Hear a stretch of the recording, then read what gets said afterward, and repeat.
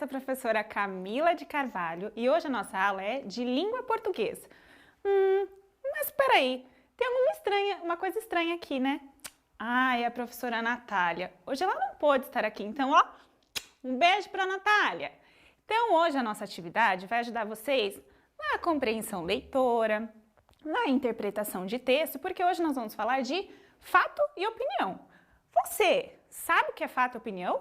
Não? Então vamos aprender. Fato. O que é fato? É aquilo que é verdadeiro, que corresponde à realidade. Fato é algo que é de conhecimento de todos. Pode ser provado por meio de documentos, pesquisas, fotos ou outras formas de registro. Então, fato é aquilo que acontece, sim? Então vamos lá para o exemplo para ficar muito mais fácil? Olha aí, essa caneta aí. Essa caneta, ela é vermelha. Isso é um fato. Ela é vermelha aqui para mim e para você aí na sua casa. E essa bicicleta aí? Ai, que delícia essa bicicleta. Isto é uma bicicleta. Isso não é um skate, não é um patinete. Isso é uma bicicleta. Isso é um fato. Não muda. Olha aí, vamos observar alguns textos e a gente vai perceber o que é fato. Quando o dia virou noite em Sobral. Olha aí esse texto, que bacana. Sobral é uma cidade do Ceará com mais de 200 mil habitantes. Há 100 anos, porém, era apenas um lugarejo no sertão cearense, com cerca de 10 mil habitantes. Não acontecia muita coisa diferente por lá, mas em 1919 aconteceu. Sobral recebeu cientistas do Brasil e do mundo. Eles chegaram carregados de equipamentos, falando sobre algo que aconteceria no céu. O dia ia virar noite. Teve gente que achou que o mundo ia acabar. Mas o que aconteceu por lá? Imagine o reboliço causado por um bando de cientistas chegando com a maior parafernália em uma cidade do interior do Ceará. Hoje já daria o que falar. Imagina 100 anos então! No dia 10 de maio de 1919, os habitantes de Sobral foram surpreendidos com a chegada de astrônomos brasileiros, ingleses e americanos. Na Praça do Patrocínio, bem no centro da cidade, várias tendas começaram a ser montadas e recheadas de equipamentos para a observação do céu. Tudo teria que estar pronto para amanhã do dia 29, quando estava previsto um eclipse total do Sol. O tal fenômeno que poderia fazer o dia virar noite. A equipe brasileira era composta por Henrique Morizzi, Domingos Costa, Lélio Gama e Alírio de Matos, todos cientistas do Observatório Nacional do Rio de Janeiro, o ON. Entre os ingleses que vieram do Real Observatório de Greenwich estavam Charles Davidson e Andrew Cloud. Havia também os americanos Daniel Easy e Andrew Thompson, do Instituto Carnegie de Washington. Estavam todos interessados nos possíveis efeitos do eclipse sobre o magnetismo terrestre. A equipe brasileira instalou um folo-heliógrafo, um aparelho parecido com uma luneta, mas que capta imagens para fotografar a coroa solar. A equipe inglesa sacou de seu celostato um instrumento composto por os dois espelhos direcionados para as duas lunetas, ambas prontas para o teste da possível curvatura do raio luminoso de estrelas próximas ao Sol. Imagina, pessoal, o dia virando noite. Eu queria ter visto, você não? Então vamos olhar aqui na tela essa atividade aqui, onde a gente acha fato. Você de casa já descobriu o que é fato? Já descobriu qual é o primeiro? Isso mesmo, se você disse aqui, ó. Sobral, uma cidade do Ceará com mais de 200 mil habitantes. Isso é um fato, isso não muda.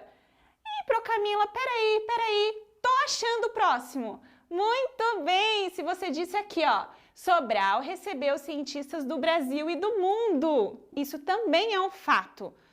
Você já conseguiu identificar o próximo? Isso mesmo! No dia 10 de maio de 1919, os habitantes de Sobral foram surpreendidos com a chegada de astrônomos brasileiros, ingleses e americanos. Peraí, Procamila, achei o outro! A equipe brasileira era composta por Henrique Morizzi, Domingos Costa, Lélio Gama e Alírio de Matos, todos cientistas do Observatório Nacional do Rio de Janeiro, o ON. Achamos o último! A equipe brasileira instalou um folo heliógrafo. Muito bem! Vocês conseguiram identificar o que é fato. Então vamos aí fazer algum outro texto para vocês observarem?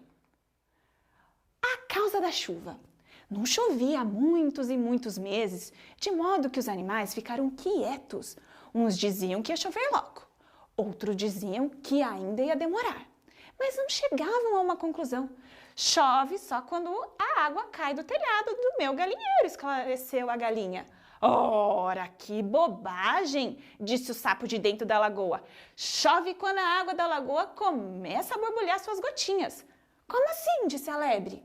Está visto que só chove quando as folhas das árvores começam a deixar cair as gotas d'água que tem dentro. Nesse momento começou a chover. Viram, gritou a galinha.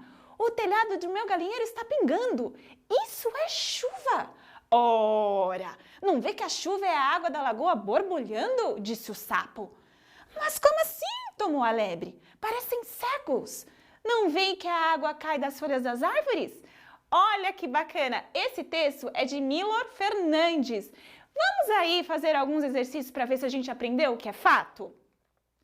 Olha aí o macaquinho pensando. Vamos pensar com ele. Qual o trecho do texto que indica um fato? Vamos lá para as alternativas. Lembrando que fato é aquilo tudo que é verídico. A. Começou a chover? B. Diziam que iam demorar? Como assim, disse a lebre? E D. Diziam que ia chover. D. Diziam que ia chover? Bom, alguém disse. Então não é um fato. Como assim, disse a lebre? Disse a lebre, então não é um fato. Diziam que ia demorar? Não é não. Ah, já sei, começou a chover. Isso é um fato. Muito bem, se você conseguiu acertar aí da sua casa. Então vamos lá. E agora, pro Camilo, o que é uma opinião? A opinião é um juízo de valor sobre um assunto, o que se pensa sobre um fato ou uma interpretação pessoal. Se o fato é tudo aquilo que é verídico, a opinião é tudo aquilo que é uma interpretação pessoal.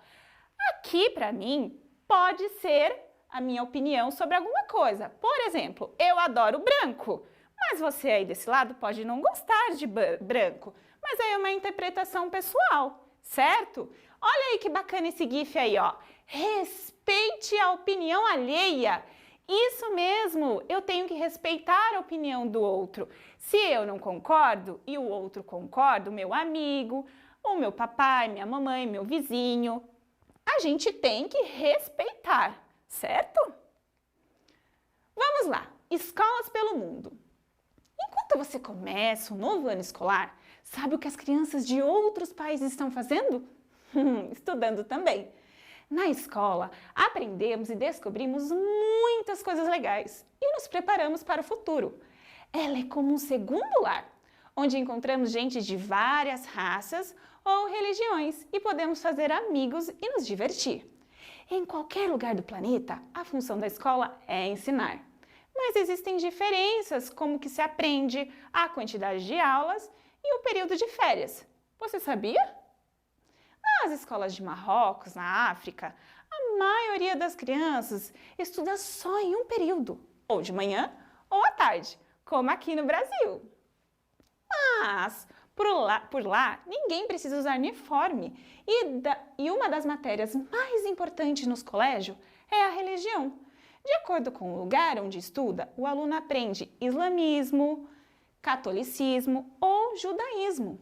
Na Rússia, todo mundo aprende música na escola.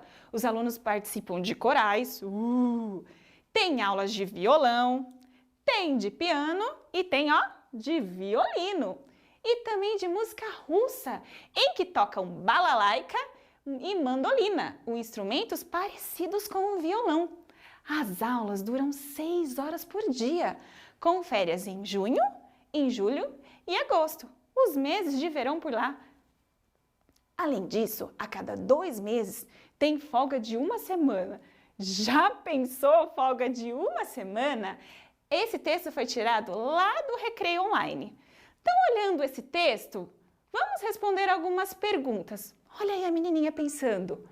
A frase que expressa a opinião do texto é, lembrando, opinião é uma interpretação pessoal. A função da escola é ensinar? B. A maioria das crianças estuda só em um período? C. As aulas duram 6 horas por dia? E D. A escola é como um segundo lar. Bom, a função da escola é ensinar? Tá correto, isso é um fato. A maioria das crianças estuda só um período? Também é um fato, isso acontece. As aulas duram 6 horas por dia? Tá certo, é um fato. Já sei, Procamila. Opinião nesse texto, a escola é como segundo lar. E é verdade, né? Eu também acho que a minha escola é um segundo lar para mim. Eu adoro, estou com muitas saudades.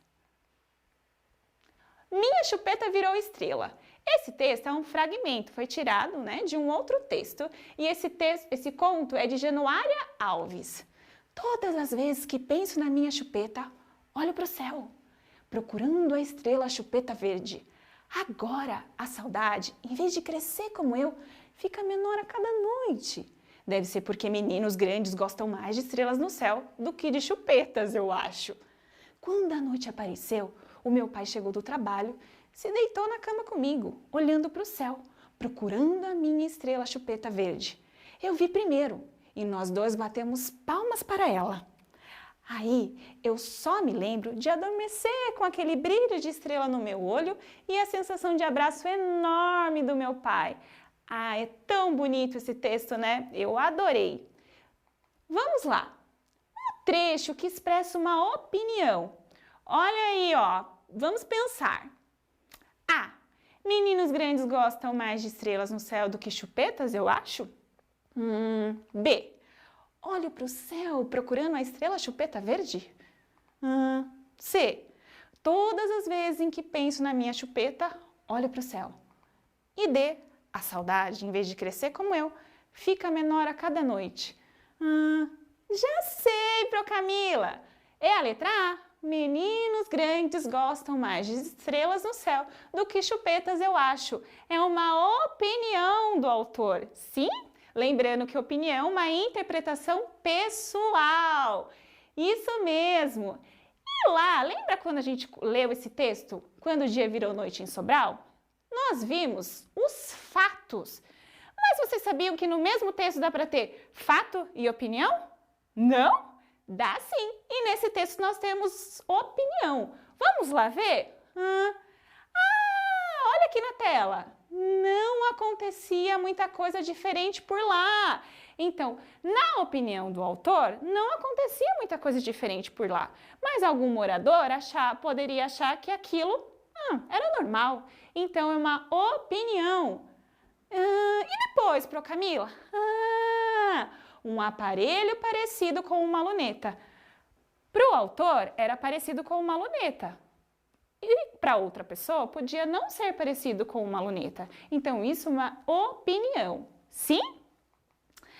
Agora que a gente já aprendeu o que é fato, opinião, nós vamos aprender um pouquinho sobre gramática. E nós vamos aprender sobre preposição e locução prepositiva. Você sabe o que é locução e locução prepositiva?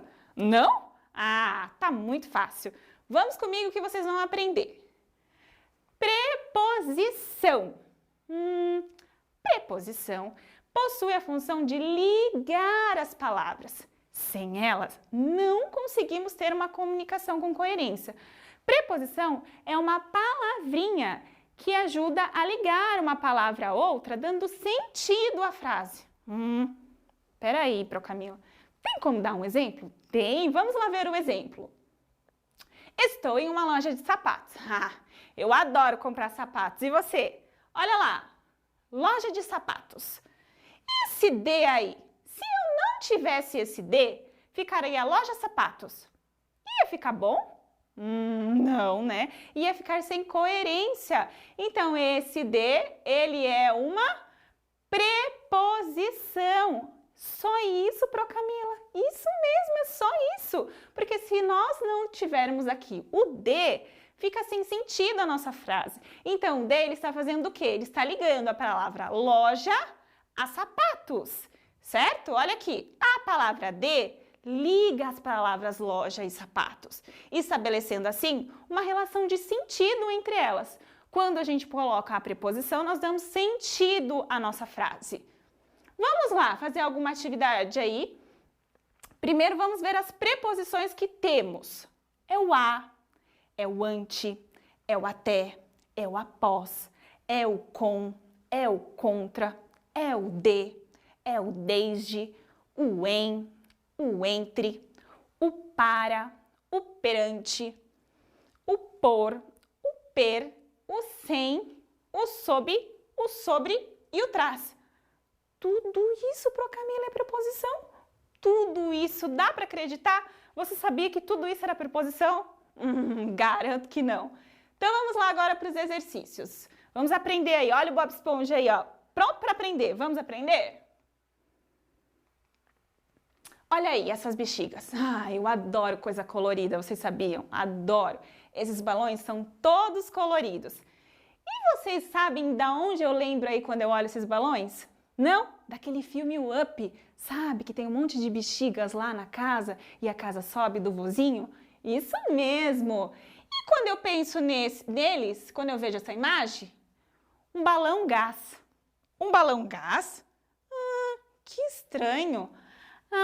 Procamila, faltou uma preposição. Isso mesmo, balão de gás. Então, o de é uma preposição. E aí, depois o outro exemplo? Uma xícara aí com café e leite. Café e leite? Não, tá estranho. O que tá faltando? Uma preposição. E qual preposição é? Isso mesmo, se você disse com. Café com leite. Muito bem. E depois, olha, um papai aí olhando o presente, né? Super surpresa. Presente o papai? Não. Faltou a preposição para. Presente para o papai. Agora sim, o de, o com e o para é uma preposição. Viu que se a gente não coloca eles, fica sem sentido a nossa frase? Isso mesmo. Vamos treinar. Nós temos aí o texto, você é sempre o alvo. Encontre as preposições existentes. Certamente, sem a propaganda, o conhecimento dos produtos e seu consumo não aconteceriam. A briga pelo dinheiro do consumidor é muito grande. É uma verdadeira guerra, quase um vale-tudo. Na linha de frente estão os comerciais vinculados pela televisão, seguidos por os outdoors, espalhados pela cidade, por anúncios de rádio e por folhetos distribuídos nas ruas. Crianças e jovens, principalmente, são o alvo mais visado pela propaganda. E a propaganda é bonita, é gostosa, engraçada, deliciosa de ser vista. Sem perceber, acabamos nos deixando levar pela promessa de nos tornarmos superiores ao consumir estes ou aquele produto. Curta a propaganda, não caia na armadilha de consumir sem pensar. Não saia por aí feito um louco, comprando tudo. Troque ideias com os colegas, conheça preços e qualidades e, sobretudo, pense se você realmente precisa daquilo que está querendo comprar. Esse texto é de Edson Gabriel Garcia. Olha lá, esse texto propaganda, a Pré-Natália já explicou um pouquinho. E a gente tem que tomar muito cuidado com as propagandas que a gente acaba vendo aí. Não é porque a gente vê que é lindo, parece uma delícia, que a gente quer sair comprando. Olha aí, vamos achar as preposições? Olha lá na primeira, olha aqui na tela. O sem, depois. O de, depois. Olha aqui, o por. Nessa mesma frase tem alguma outra preposição? Muito bem, tem o por de novo e o por novamente. E na outra frase? O de. E depois, outro de. Muito bem. Depois e aí embaixo, outro de. Peraí, será que terminou? Não, tá faltando o quê? Se lá em cima tem O sem, muito bem. Aqui embaixo, o com. Muito bem. E agora, o que é locução prepositiva? Se preposição é a palavrinha que ajuda a ligar, a dar sentido, locução prepositiva é quase a mesma coisa, só muda e difere algo. Olha aqui. É formada por duas ou mais palavras, sendo a última dela uma preposição. Ela tem o mesmo valor da preposição. Locução é prepositiva é quando eu uso duas ou mais palavras, mas o final dela sempre vai ser uma preposição. Ela está ali para ligar outras palavras, dar sentido à frase. Vamos ver alguns exemplos de locução prepositiva. São exemplos de locução prepositiva. Olha lá. De acordo com, olha o com aí, é uma preposição. Por entre, o entre terminou com uma preposição. Ao redor de, o de é uma preposição. Antes de, a fim de e junto de. Fácil, né? Então, tudo isso é uma locução prepositiva. Vamos lá treinar para ficar muito mais fácil? Olha o que a Pro trouxe aqui. Uma conversa de WhatsApp. Quem não conversa no WhatsApp hoje em dia, né? Garanto que você fica aí, ó. Então, vamos lá. Mas olha, se você olhar essa conversa, tá muito sem sentido. Sair, confira se as portas estão trancadas, estou lhe esperando, supermercado, você deveria ter virado à esquerda, virar à direita. Meu Deus, não dá para entender nada. Mas aí nós temos três opções aí de locuções prepositivas. Então, olha lá. Ao invés de, antes de e em frente ao. Vamos aí pensar. Sair, confira se as portas estão trancadas. Muito bem, se você disse antes de sair, confira se as portas estão trancadas. Depois, estou lhe esperando, supermercado. Pro Camila, eu já sei. Estou lhe esperando em frente ao supermercado. Muito bem. Mas agora ficou muito fácil. Você deveria ter virado à esquerda ao invés de virar à direita. Olha aí como a nossa conversa no WhatsApp agora ficou coerente. Porque nós preenchemos com o quê? Locuções prepositivas. E agora chegou a hora muito legal. Dessa vez vocês vão ter que escutar a Pro Camila fazendo aí um show. Olha lá, já ouviram falar dessa música aí, Leandro e Leonardo, do Pensa em Mim? Não?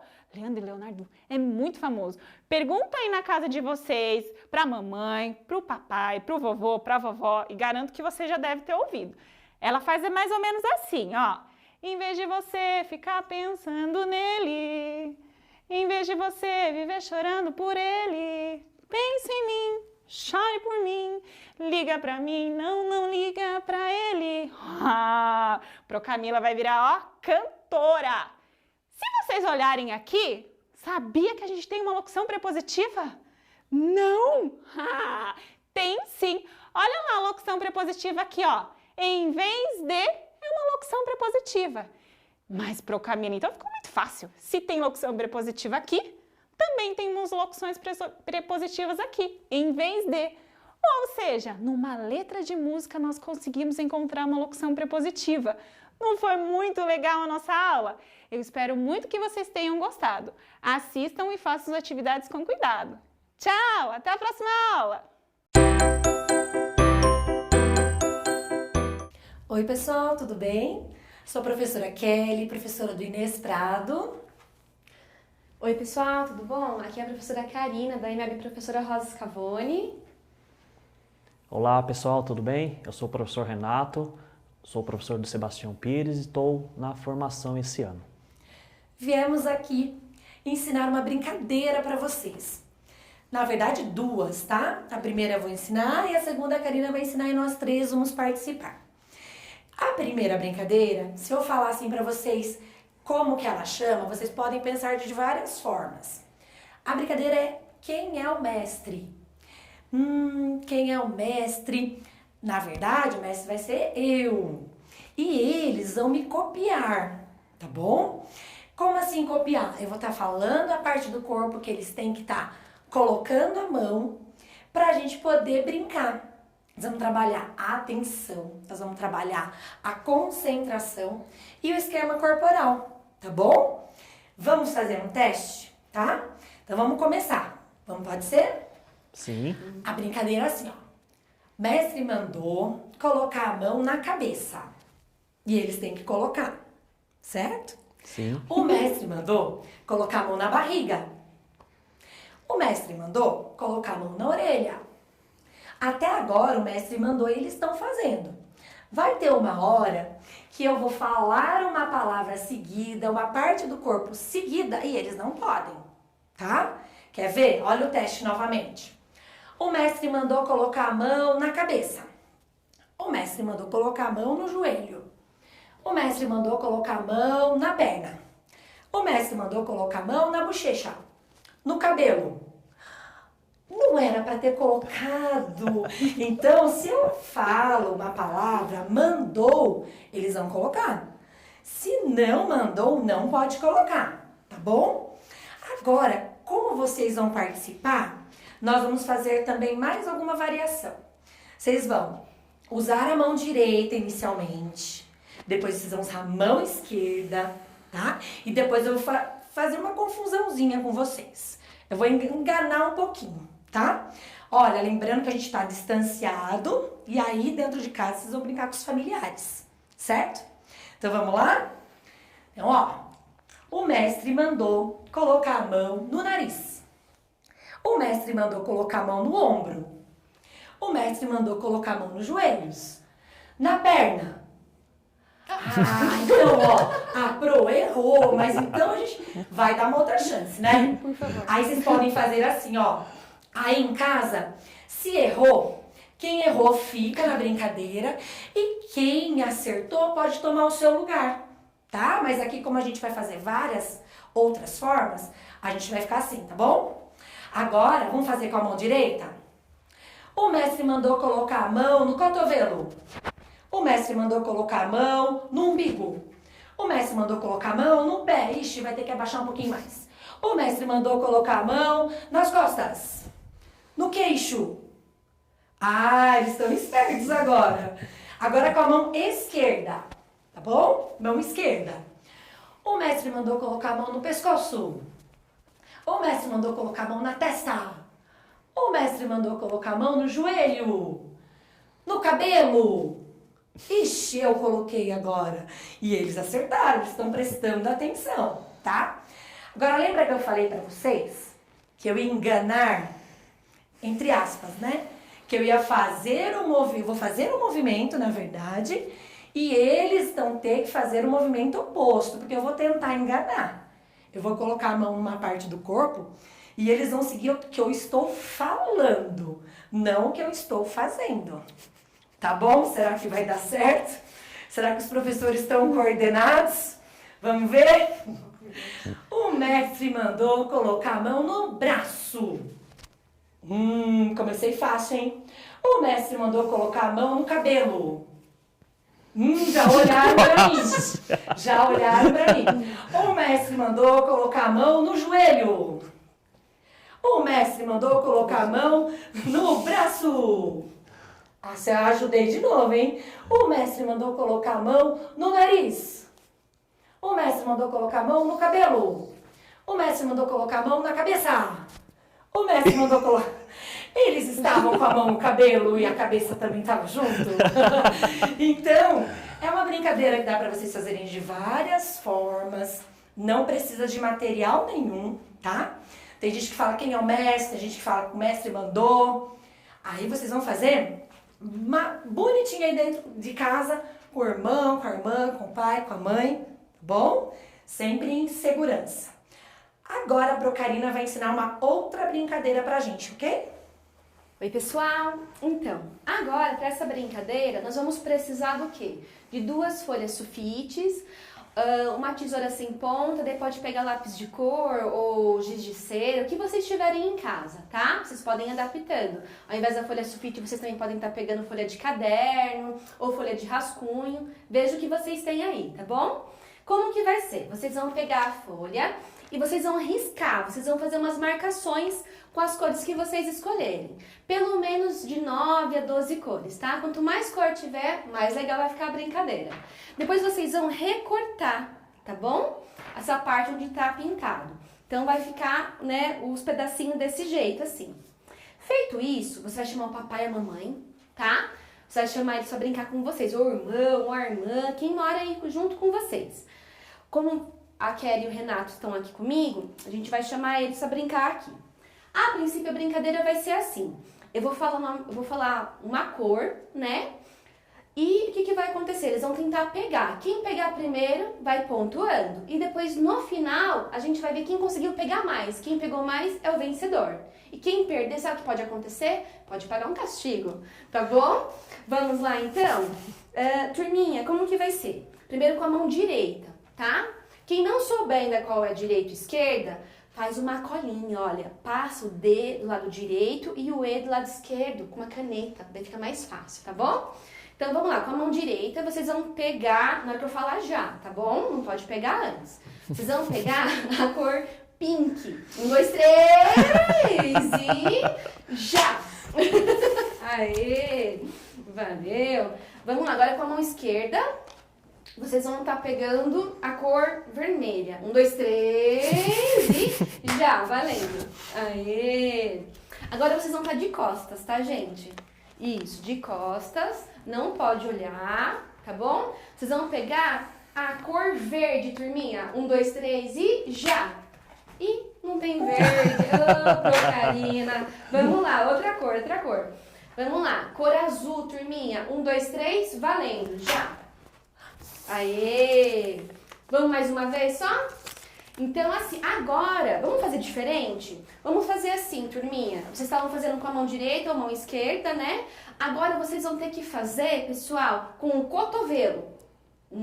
Vai ficar um pouquinho difícil. Aí em casa, vocês podem estar fazendo no chão e fazer com o pezinho direito, o pezinho esquerdo, pra ir dificultando um pouquinho, tá? Então vamos fazer com o cotovelo? Vamos. Vamos tentar, né? Então vamos lá, cotovelo direito, tá, turminha? Preparados? Vamos lá? Cor marrom. 1, 2, 3, já! Aê, Renatão pegou. Vamos lá. Vamos mais uma corzinha. Agora de costas com o cotovelo esquerdo. Tá difícil agora, hein? De costas com o cotovelo esquerdo. Eu quero a corzinha roxa. 1, 2, 3 e foi! Já! Aê, Kelly, perfeito! Então, pessoal, a brincadeira é essa.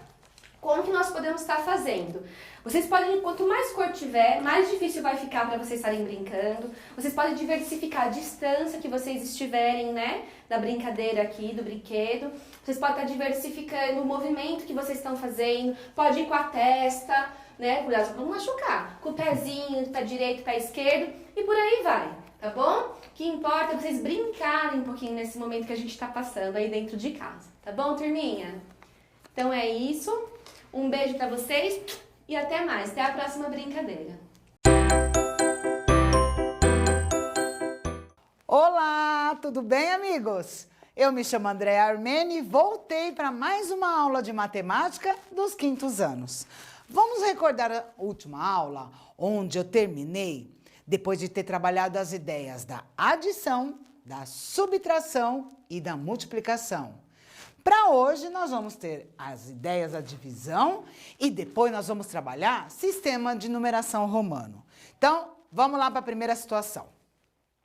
O professor Augusto é o professor de artes lá da minha escola.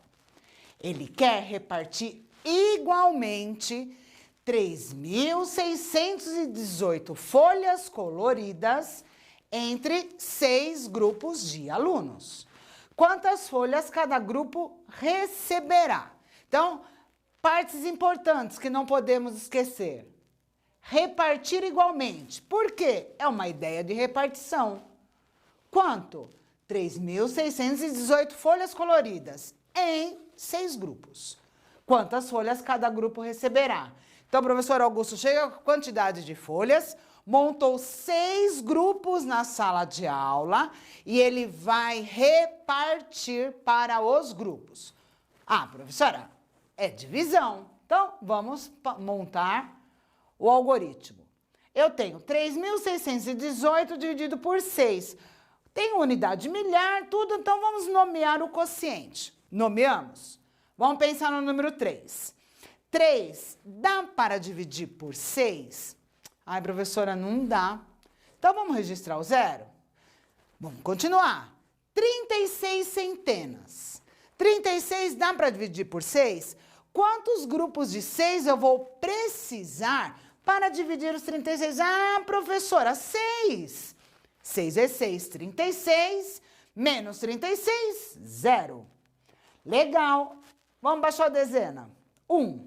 Uma dezena dá para dividir por 6?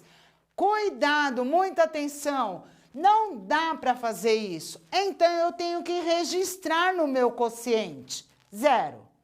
Registrei? Baixo 8. Agora, eu tenho 18 unidades para dividir por 6.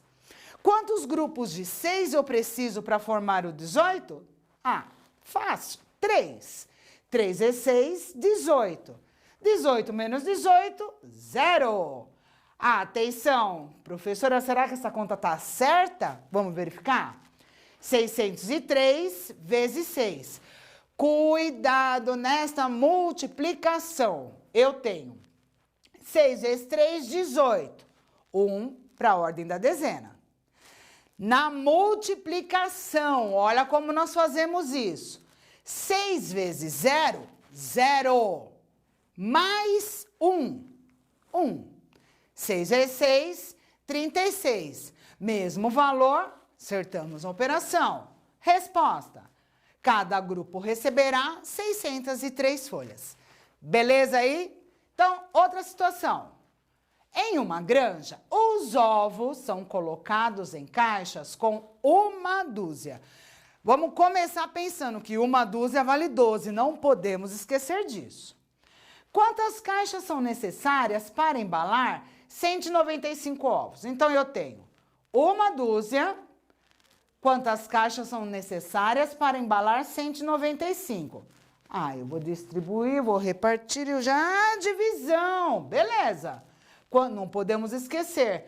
Quantos grupos de 12 cabem 195 ovos? Lembrando que 12, uma dúzia. Montamos o algoritmo. 1 dá para dividir por 12? Não dá, professora. Então, vamos registrar no meu quociente que não dá. Vamos trabalhar com 19 dezenas.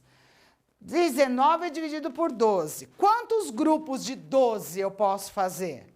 Eu só posso fazer um. 12 vezes 1, 12. Para chegar no 19, eu tenho 7. Baixo 5 da unidade, agora eu tenho 75 unidades. Nossa, professora, para fazer essa conta agora, 75 dividido por 12, quantos 12 cabem no 75? Se lembra em aulas passadas que eu falava do repertório? Crie o vício de fazer o repertório do lado da conta, faça a multiplicação e não apague, deixe registrado, combinado? Bom, 12 vezes 6, 12 vezes 6 vão ser 72. Na hora de eu fazer a subtração, vou ter 3. Logo, 195 dividido por 12 vão ser 16, resto 3. Não estou entendendo essa resposta. Sendo assim, precisamos de 16 caixas para embalar e sobrarão 3 ovos. Joia? Agora, vamos ver uma outra ideia, que é a ideia da medição. Os grilos são grandes saltadores. Um grilo chega a saltar uma distância de 90 centímetros, o que corresponde a 30 vezes seu tamanho. É impressionante. O grilo salta 90 centímetros. Esses 90 centímetros equivalem a 30 vezes seu tamanho. Então, ele saltou 90 centímetros. Quer dizer que aqui dentro vão caber grilo, grilo, grilo, grilo, grilo, grilo. Quantos grilos vão ter lá, meu Deus? De acordo com as informações apresentadas, qual seria o comprimento do grilo? Essa é a pergunta. Ah, professora, aqui é fácil, medição, estou usando o grilo para fazer isso, é divisão. Preciso saber somente quantas vezes o número 30 cabe em 90? Então, divisão rápida. 90 dividido por 30, eu vou ter 3. Atenção para a resposta. O comprimento do grilo é de 3 centímetros. Precisamos registrar qual é a unidade de medida. Sempre brinquei com meus alunos, né? 3 o quê? Abacaxi, mexerica, limão? Não, centímetros. Joia? Vamos ver. O que é isso? Meu Deus! O que será que está acontecendo? Preste atenção, todo mundo! Cuidado! Atenção! Caso 1. Quando usamos um número maior que o correto numa divisão?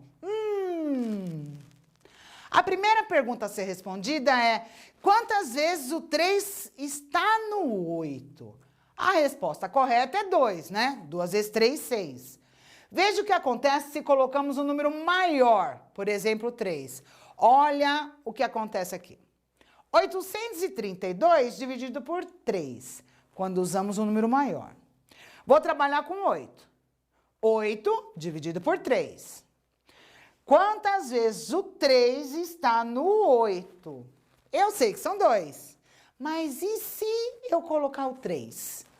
3 vezes 3, 9. Este número não é maior do que a gente ia tirar? Então, não dá para fazer essa conta. Ixi, mas eu quero saber como que é certo.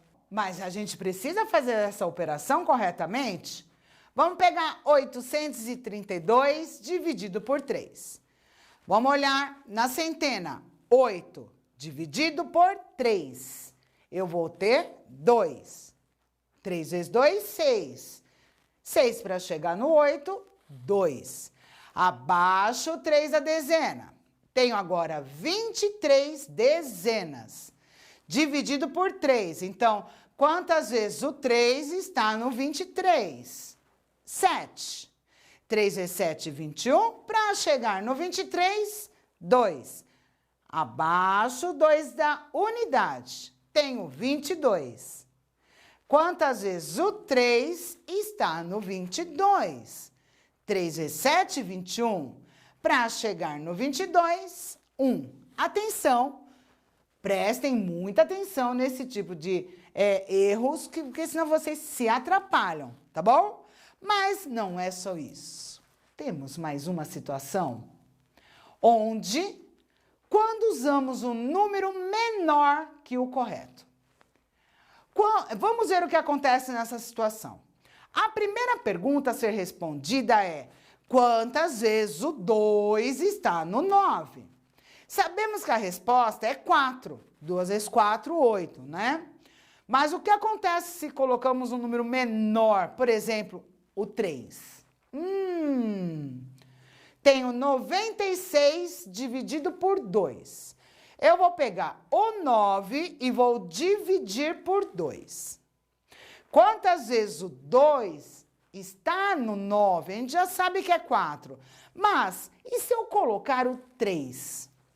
2 vezes 3, 6. 6 para chegar no 9, 3. Não posso deixar o meu resto maior do que o meu divisor. Meu divisor é o 2. Não pode acontecer isso. Por quê? Não dá certo. Vamos lá, então, fazer a forma correta. 96 dividido por 2. Eu já sei que são 4. 2 vezes 4, 8. Para chegar no 9, 1. Uma dezena. Baixa o 6 da unidade.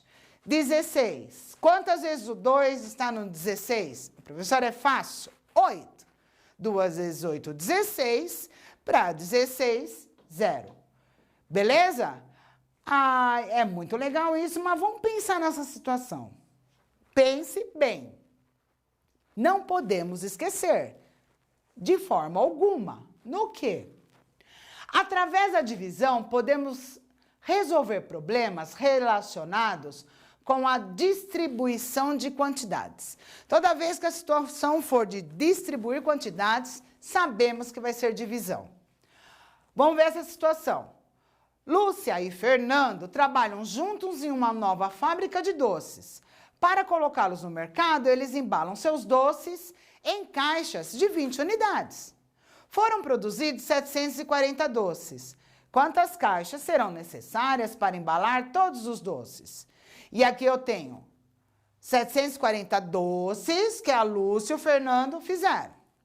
Vão ter que ser colocados em caixas, onde cada caixa cabe 20 unidades. Então, pego das 740, pego 20 e coloco lá. Mais 20, coloco lá. Mais 20, coloco lá. Professora, vamos dividir que é mais fácil? Também acho. 740 dividido por 20. 7. Dá para dividir por 20? Não dá. Registro 0. Agora, 74, eu vou fazer 20 vezes 3, 60, para chegar no 74, 14. Abaixo, 0 da unidade. Eu vou ter 140 unidades para dividir por 20. Quantos 20 estão em 140? Você lembra o repertório? Já que eu já comentei, faça a operação aí do ladinho, a multiplicação e não apague. 7. 7 vezes 20, 140. Para 140, nada. Serão necessários 37 caixas. Beleza? É muito legal. Só que as divisões também servem para estipular e obter médias. Por exemplo, um jardim zoológico gasta 150 quilos de grãos para alimentar 75 avestruzes. Quantos quilos come, em média, cada avestruz? São 150 quilos, 75 avestruzes. Vou dividir. 150 dividido por 75. Muita calma nessa hora, preste atenção nessa divisão. Uma centena. Dá para 75? Não dá. Registro meu 0. Vou pegar a dezena agora. 15. 15 dá para dividir para 75?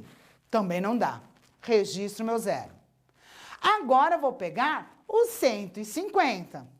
150 dá para dividir por 75. Quantas vezes 75 cabe dentro do 150? Professor, aí é fácil, hein?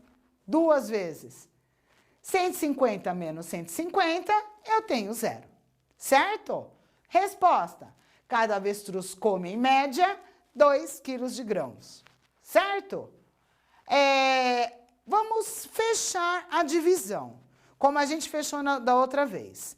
Aqui eu tenho um mapa conceitual com divisão, onde tivemos a ideia da repartição. Professor Augusto?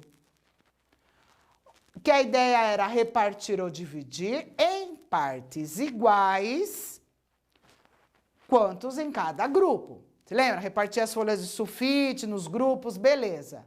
Também tivemos a ideia da medição, que era do grilo, onde falava descobrir quantas vezes uma certa quantidade cabe em outra. E a gente precisava saber quantos grupos. Beleza? Eu espero ter ajudado bastante vocês fechando a divisão, certo? Mas agora eu tenho uma novidade. Gente, olha que coisa mais linda! Vocês conhecem? Já viram? Tem na cidade. Quando vocês estiverem andando na cidade, dá uma olhadinha. Passa na frente do asilo. Repara bem nessa placa, gozado. São Vicente de Paulo de Itatiba, fundado aos... Nossa, o que será que é isso? Vamos ver? Sistema de numeração romano. O sistema de numeração romano, que era a coisa mais bonitinha, os números romanos foram durante muito tempo a principal forma de representação numérica na Europa. Muito inteligentes eles. Aí, nós encontramos os números romanos em algumas representações, tá? Era muito usado, só que atualmente é só assim. Mostradores de relógio. Nós temos também indicação de capítulos de livros, sabe? Quando o livro ele é dividido em capítulos, capítulos, que aí você vai abrir, tem lá capítulo 1, capítulo 2, capítulo 3. Temos também século, por exemplo, século XIX, estamos no século XXI, registramos dessa forma. E também temos designação de papas e reis, com o mesmo nome e muitos outros. Aí nós temos a foto do Papa Bento XVI, beleza? Só que os números eram representados a partir de letras do próprio alfabeto dos romanos. Os romanos não usavam números, eram letras. Olha lá. I valia 1, V 5, X 10, L 50, C 100, D 500, M 1000. Vocês estão vendo isso já faz um tempinho na escola. Nós estamos recordando. Na numeração romana, as letras são escritas uma do lado da outra, grudadinha. Certo? A inexistência do zero. Vocês já repararam que não existe o zero no numeral romano? E o mais impressionante é que eles simplesmente queriam números representativos para a determinação de quantidades, como contar objetos, animais, armas, etc. Os romanos só contavam, só existia para eles aquilo que eles pudessem ver. Então, 3 tirou 1, 2 tirou 1. Ficou nada. O nada para eles não tinham uma simbologia como é o nosso. Ainda bem que nós temos o indo-arábico. Vamos pensar. Quando temos uma letra maior seguida de uma menor, somamos os valores. Então, vamos pensar lá. O V vale 5, o I vale 1. Letra maior, depois menor. Eu somo. Mas se fizer o contrário, quando temos uma letra menor seguida de uma maior, subtraímos o valor da maior pelo valor da menor. Olha lá, mesma situação. I vale 1, V vale 5. I é menor, tá? Antes é subtração, certo? No sistema de numeração romano, os símbolos I, X, C, M, eles podem ser repetidos até 3 vezes. Mas os símbolos V, L, D só podem aparecer uma única vez. Vamos entender isso. CCC, eu tenho 100, 100, 100, igual a 300. 3 vezes. MMD, eu vou ter 1.000 mais 1.000, mais 500, 2.500. MIX, olha, M vale 1.000 e X é um menor, depois o maior, subtração. 1.000 mais 10 menos 1, 1.009. Temos outra aqui, 1.000 mais 5, mais 1 mais 1 mais 1, 1.008. Agora vamos fazer o contrário. 675. Eu tenho DC, que vale 600, D 500 mais C 100. Tenho LXX, vou ter o 70, mais o 5. Outro número, 2.593. Vou ter MM, que vale 1.000 e 1.000, dá 2.000. Depois eu vou ter o 500. Depois, atenção, número menor antes, maior depois, subtração, dá 90. Mais o 3. Nossa, já imaginou fazer uma lista de exercícios assim? Nossa! Vocês se lembram disso? Nós voltamos para ela? Olha que coisa linda! Vamos compreender o que está escrito aqui. Fundado aos. Esse primeiro grupo equivale ao dia, onde é 24. O segundo grupo equivale ao mês. Mês 3, janeiro, fevereiro, março. O terceiro grupo equivale ao ano. 1910. O asilo aqui de Itatiba foi fundado no dia 24 de março de 1910. Coisa linda, linda, linda, linda. Agora, que eu falei, você já imaginou como era difícil resolver essa operação? Viram? Ainda bem que, com a expansão do comércio na Europa Ocidental, por volta do século XIII, o sistema de numeração romano foi substituído pelo sistema de numeração decimal que utilizamos atualmente, certo? Porque assim conseguimos fazer as contas. Mas, olha aí, então, fica muito mais fácil desse jeito. O romano aqui, mas olha o decimal, muito mais leve. Tem uma curiosidade sobre o número 4. Vocês já repararam no relógio que tem numeral romano? Onde alguns relógios apresentam o 4 desse jeito. Mas não era para ser assim. Era para ser dessa forma. Existem muitas hipóteses para isso. Muitas. Mas eu trouxe uma hipótese aqui que eu achei o mais legal, que é para evitar confusão. Olha só por que esse 4 foi mudado. Conta-se que um maquinista de uma estação ferroviária olhou para o relógio e se confundiu quando o I do IV teria sido coberto pelo ponteiro de horas. Assim, ele saiu da estação 1 hora antes do horário previsto. Já imaginou esse trem saindo 1 hora antes? Quando vinha outro trem na mesma linha, sentido contrário. E os dois colidiram brutalmente. Desde então, os relógios das estações foram trocados, sendo usado I, para não haver mais esse tipo de confusão, certo? Eu espero ter ajudado vocês. Façam com amor e carinho as atividades, apague, refaça, apaga, refaça. E o que eu quero é que todos fiquem em paz em casa. Combinado? Beijo, até a próxima semana. Tchau!